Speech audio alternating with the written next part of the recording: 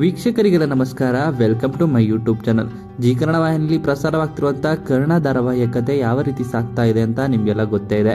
ಇನ್ನು ಕರ್ಣ ಧಾರಾವಾಹಿಯಲ್ಲಿ ರಮೇಶ್ನ ಕುತಂತ್ರವನ್ನ ಆತನ ಹೆಂಡತಿ ಮಾಲತಿಯೇ ಕರ್ಣನ ಮುಂದೆ ಬಯಲು ಮಾಡ್ತಾಳೆ.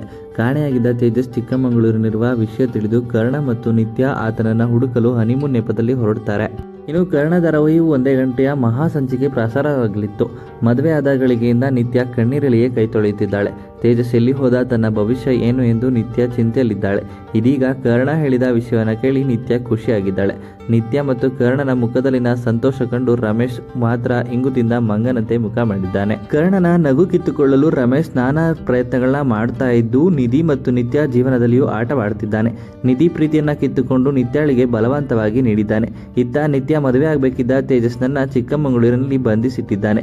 ರಮೇಶ್ನ ಈ ಕುತಂತ್ರಕ್ಕೆ ತೇಜಸ್ ಪೋಷಕರು ಕೂಡ ಸಾಥ್ ನೀಡಿದ್ದಾರೆ. ಇನ್ನು ರಮೇಶ್ ಫೋನ್ನಲ್ಲಿ ತೇಜಸ್ ಪೋಷಕರ ಜೊತೆ ಮಾತನಾಡಿ ಇನ್ನಷ್ಟು ದಿನ ಈ ನಾಟಕವನ್ನ ಮುಂದುವರಿಸಬೇಕು ಎಂದು ಹೇಳ್ತಾನೆ.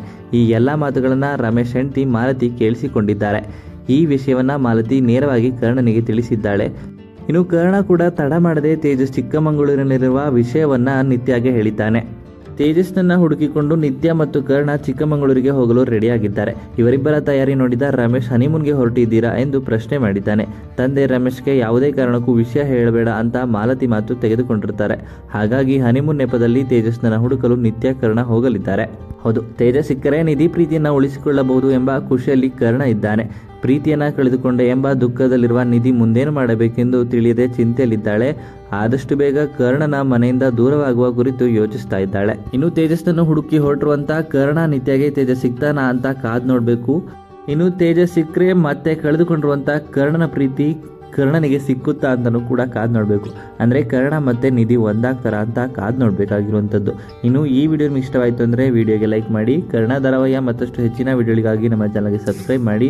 ಹಾಗೆಯೇ ನಿಮ್ಮ ಪ್ರಕಾರ ಕರ್ಣ ಮತ್ತು ನಿತ್ಯಗೆ ತೇಜಸ್ ಸಿಗ್ತಾನೋ ಸಿಗಲ್ವೋ ಅಂತ ನಿಮ್ಮ ಅನಿಸಿಕೆಯನ್ನು ಕಮೆಂಟ್ ಮೂಲಕ ಕಮೆಂಟ್ ಮಾಡಿ ತಿಳಿಸಿ.